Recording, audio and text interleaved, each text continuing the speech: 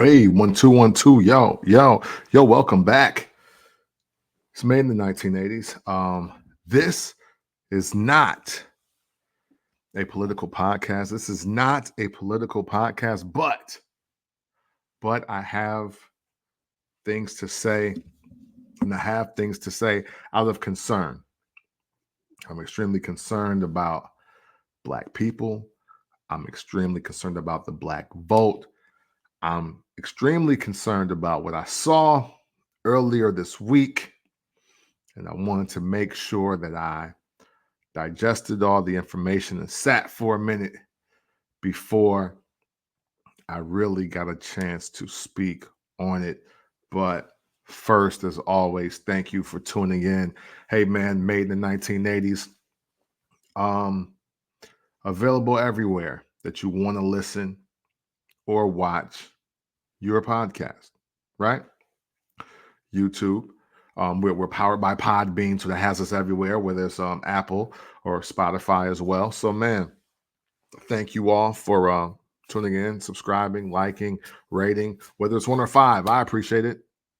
You know, don't care what you decide to do, because if I get you to react, then that is half the battle here. All right. So, man, I don't have many notes on this because I want to speak from the heart a little bit, as well as give you all just my personal thoughts and assessments. You know, um, came home from work one evening, and you know, the lady and I talking, catching up on the day, and she's sharing clips from, I believe it was the Shade Room, because I mean, that's where you want your political news from, right? Your highlights, right? From the Shade Room, right? Um, she showed me some of the clips from this Kamala Harris. I guess it's well, it was a galvanizing, if you will. But I won't lie, when I saw it and I saw what the highlights were, I was like, hold up here, I'm sorry, y'all. I was like, is this birthday bash? They're out in Atlanta, and I see Quavo on stage, I see Megan Thee Stallion, and I see like performances, and I'm hearing the word like standing on business. I'm like, what is this? I thought we were here to you know restore faith in the American people, especially the American Democrats. But let's be real, it's about the good nature and the good faith of Black people, and what we plan to do in November. The pandering and the posturing, the positioning for the Black vote will not stop. It's getting even worse now as we get into closer to August, into September and October, and we expect that. We've been that's been our role, right? Black American, pander to us uh, every 4 years in effort to win your vote. It's the season where politicians come to your church and they kiss your babies and they eat your chicken and they do something Black. They do something cookout admission worthy in an effort to get you to vote for them. And that concerns me. It does. And it concerns me for a bunch of reasons, but let me get just straight to what I saw. Okay. Um, Kamala Harris, Vice President Harris. We gotta start putting respect on people's names. You know what I'm saying? So Vice President Harris. I apologize if I am coming off like I'm just talking about her like she's like a regular person, because she's not. She's the Vice President of the United States. We should respect that. Vice President Harris has this conference. I'll say it's more like a like a conference where she's giving a speech and she's ready to lead in the process of becoming the lead Democrat in hopes to winning the 2024 election that's coming up here to be the president in 2025. And unfortunately, if you don't watch these things from start to finish, you kind of have a jaded perspective. But I want to express my disappointment in this, right? Because no matter what publication, I don't care if it's CNN, I don't care if it's TMZ, Shade Room, I don't care if we bring Baller Alert Media Takeout back, I don't care if it's The Breakfast Club, Joe Budden Podcast, doesn't matter to me. Here's my issue. When we are in the times that we're in right now, and we are talking about the fate of America, and if we have Project 2025, which is essentially trying to bring the 50s back, right? Based on the cliff notes that everybody is sharing with us, because I'm going to keep it real, just like you're going to keep it real. You did not read 900 pages or more of Project 2025. You got the cliff notes, you got the explanations, and you've got the breakdowns, just like I have. So we're not going to cap here. We're just going to go by that.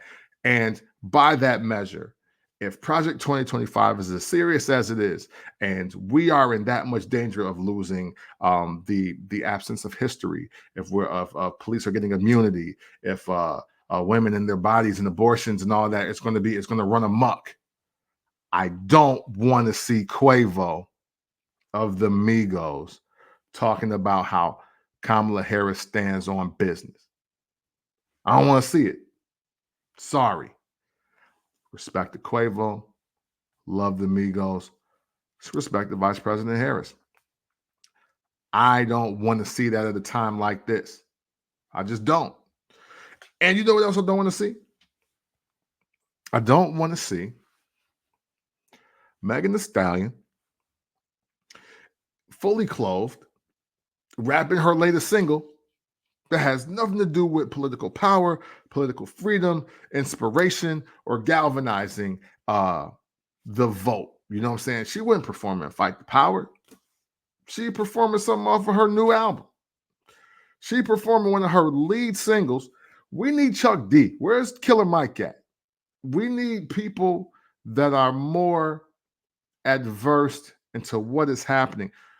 Why did we stop calling David Banner? Like, what are we doing?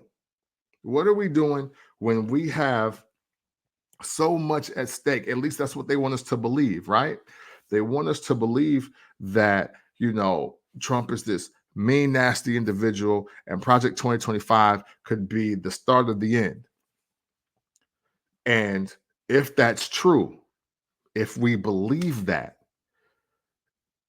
we got to get real serious about what we doing out here. That's my personal take. You don't have to agree with it. And I wanted to watch her speech in full before I crack the mic and I hop on this platform, because the last thing I want to do is speak ill-informed, unintelligently, or with strictly just a bunch of emotion. And for the most part, her 20-minute speech, a good portion of it was a lot of thank yous and shout outs and happy to be back in Georgia. And I get it, especially based on how the last election went. Georgia was literally the deciding state in the election, right? But it seemed to be more focused on the feel-good story of the moment. It felt more focused on making the Black spirit feel good, and less about, and not enough about, the issues that are in front of us. Now, don't get me wrong, it was addressed and it was stated, but I am upset that these media outlets, whether they're Black owned or Black operated or not, the fact that they led with the quote that they ran away with was, if you got something to say it to my face. Like, we're just not giving black voters any credit when we do that. Are we? Like, are we? I worry that that was the punchline. I worry that that was the bar, that that was the mic drop that was supposed to be, said to us. I am not a fan of Donald Trump. I did not vote for him either time. I think a lot of his posturing and his rhetoric are dangerous. They're dangerous to more than black people and minorities and women too. And I do think that we are watching the greatest episode of American Greed ever when we reference that gentleman. However, somebody has to be smart enough on the other side of this fence, on the Democratic fence. Somebody has to be smart enough to say, hey, we're not going to beat this guy talking shit. We're not. You can't out slander, out mudsling, out ridicule and criticize. You can't out gangster the gangster, if you know what I mean. Trump is very clear that he doesn't care about anybody. And that's including you poor and middle-class white people out there that think that y'all immune to the stuff that he about to do if he get back in the White House. Like, y'all got it coming. And you better wise up and you better understand what's about to really go down out here if he really has his way. So I really want the Democratic Party, because it's a two-party race, man. I would love to say an independent would come in, but and shake things up, but it's not gonna happen, bro. The closest that I've seen to that in my lifetime is Ross Perot, and I couldn't even vote then. I was just a teenager, I believe, or a young adolescent. And the closest we've ever seen to an independent really making a splash in the election was Ross Perot. Rest in peace to the legend Ross Perot. But they better make this a clean campaign, man. You better make it clean. You better stick to the facts. You better really play on the dangers that truly exist. I don't want to hear all the hooting and hollering and chanting and posturing and pandering for during this election against Donald Trump. I don't believe that the way to combat him is to be snarky or stubborn or combative or argumentative, because that is the game that he knows. He doesn't know anything about politics or policy. He's proven it, and he's proven it doesn't even matter that he doesn't know, because he just feels that, listen, I can pay or bribe or extort or just hate speech my way to the White House. And to be fair, he did it once.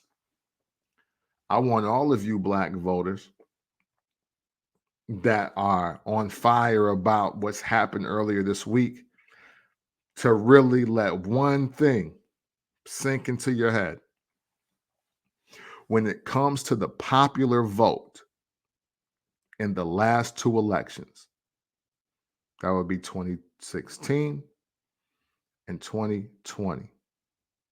When it comes to the popular vote of the last two elections, Donald Trump is 0-2. He's 0-2. He has not won one popular vote election yet. He has been in the White House 1 out of 2 times. It is hard for me to get excited for any candidate when I don't really know who's in that electoral college and how those votes are going to land. We've spent years now trying to paint Donald Trump as one of the nastiest individuals in the world, as, the second coming of Hitler, as this, racist, misogynist, sexist, abusive, criminal, felon. We've the media and the Democratic Party and, social media has done an excellent job at presenting that. And yet we still have to call him former president of the United States. And that should be alarming enough. He lost the first election by 5 million votes? Yet it was dag near a landslide in the Electoral College. So, and to frame it salaciously, because that's kind of what y'all here for too, Mr. Grab him by the pussy beat a woman by hundreds of votes in the Electoral College. Do with that information if what you will, but it's facts. Fast forward. Now, Joe Biden wins the election, wins the Electoral College. A popular vote, Electoral College as well. Trump decides that, hey, this is rigged. Game is jacked up. Streets is back. And then January 6th happens.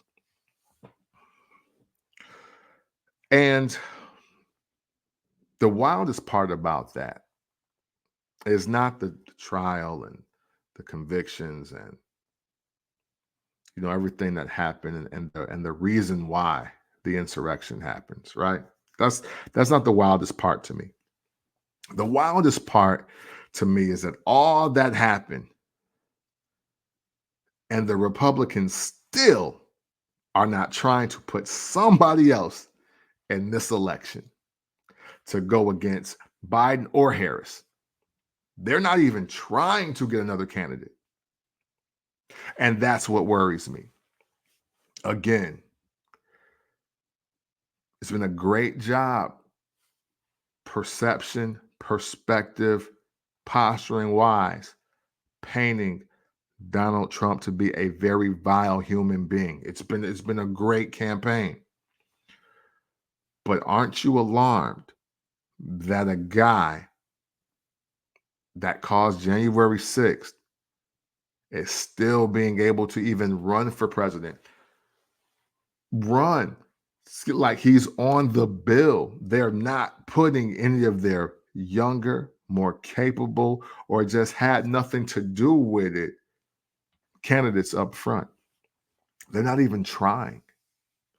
And that's what has me worried, because I've already watched in my lifetime twice, 3 times if you count Al Gore, right?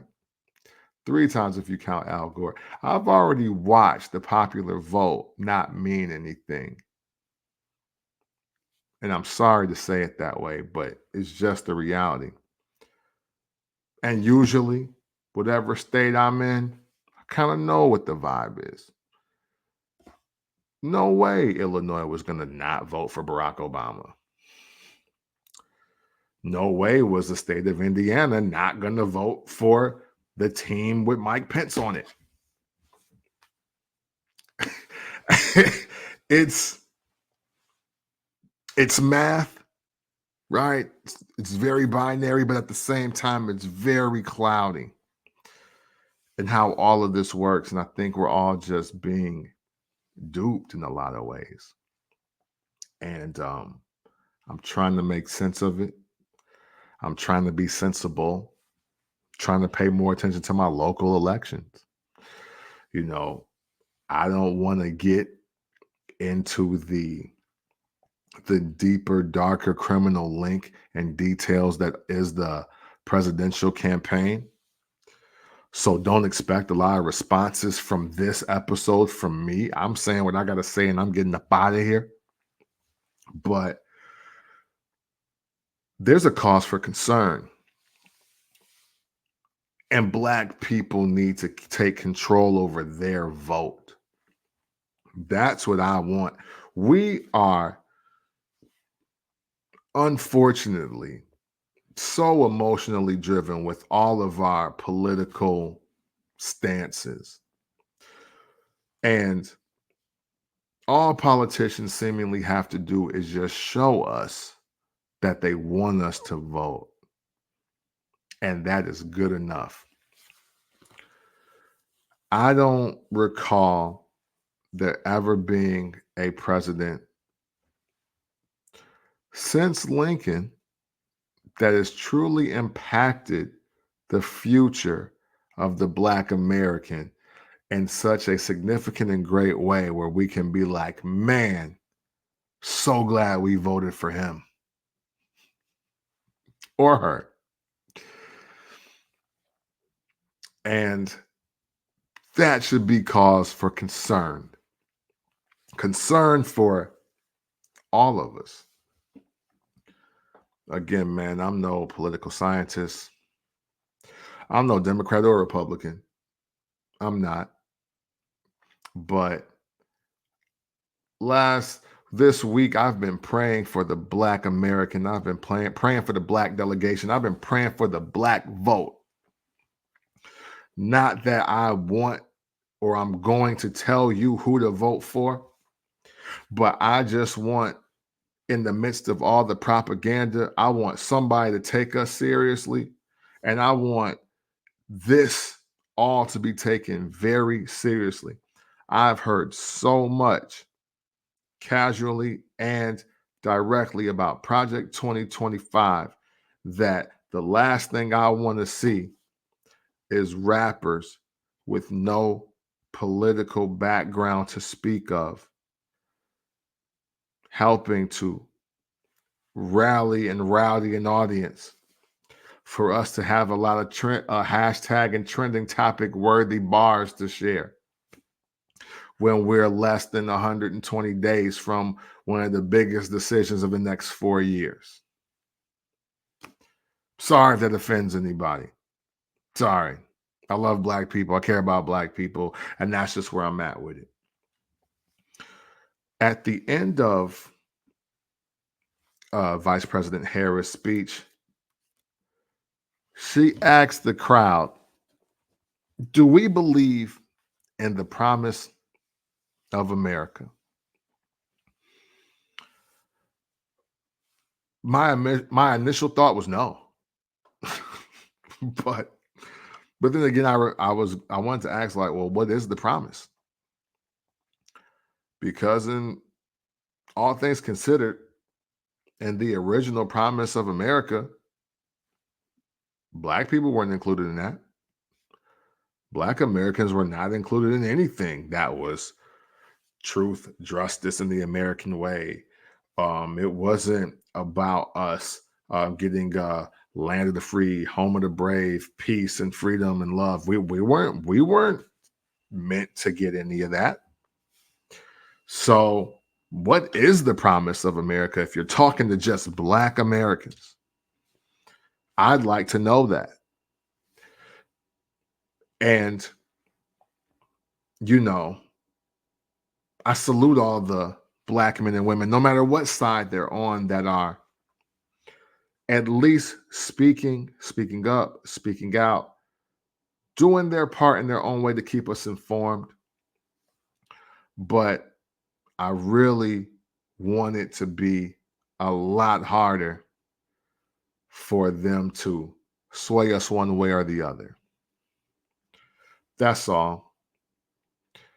And until we do that, it's just hard to believe in real change for Black people, in America. Many people criticize former President Obama for trying to run a clean campaign against John McCain. And now looking back, boy, was that the greatest thing that he could have done, because there is no heavy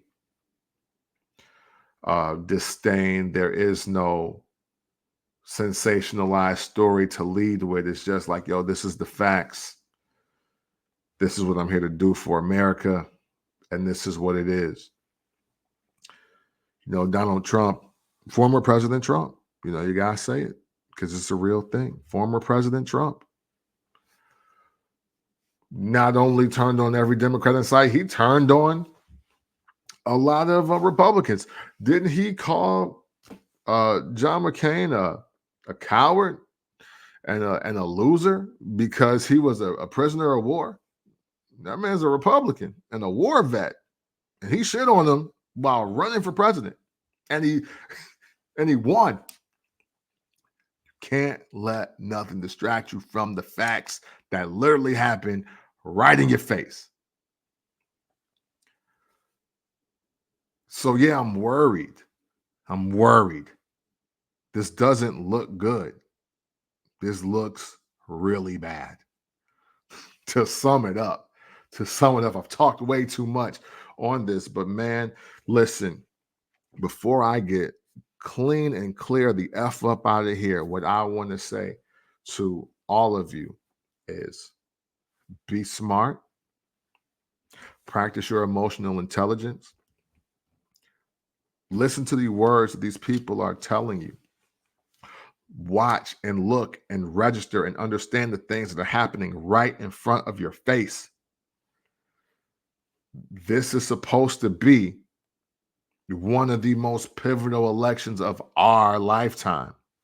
And I know they say that every 4 years, but with what we've seen over the last 8 years and what we've even seen over the last 3 months, I think they really right this time. And whether you want to vote or not, do something locally. Know who your senator is. Know your Congress people, your city council board members. Know your police chief, your fire department. Like know your mayor, your treasurer. Like all of that. Know who those people are, and understand that the higher you get up in the hierarchy, the more it's affecting at the White House and that Supreme Court and Congress and the House of Reps and what's going to happen. Again, I am not a politician. I'm not a political science major. This is not a political podcast. But I did have to speak about being Black in America because I have been doing that for quite a while. And this is what I see. And this is what I wanted to say.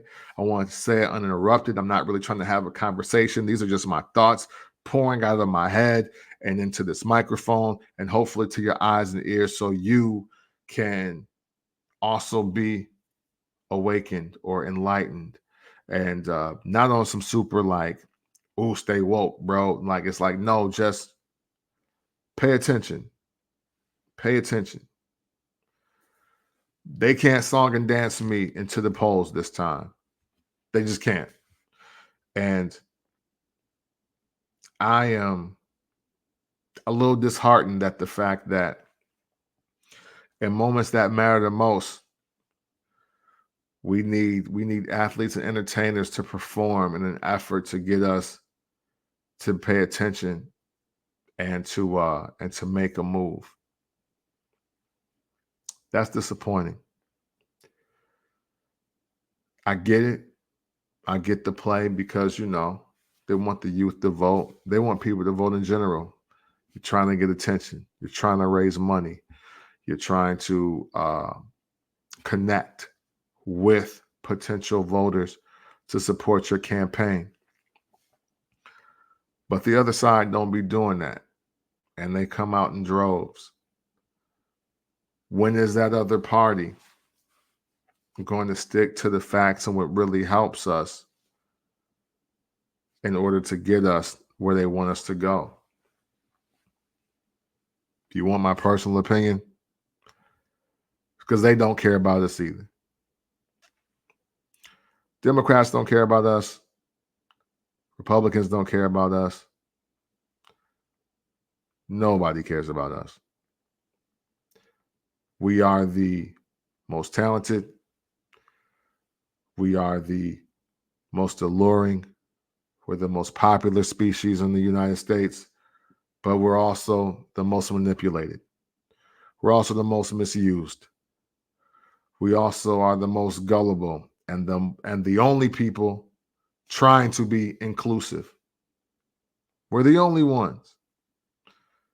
And I think, yeah, a lot of it is systemic racism and things that we have had to encounter and endure over generations. But it would be nice if one day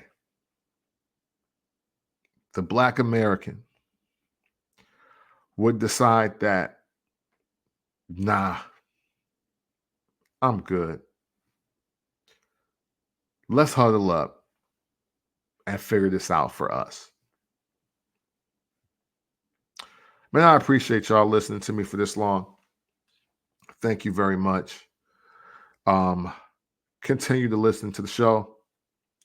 This will probably be the last episode like this. But just know, as always, love.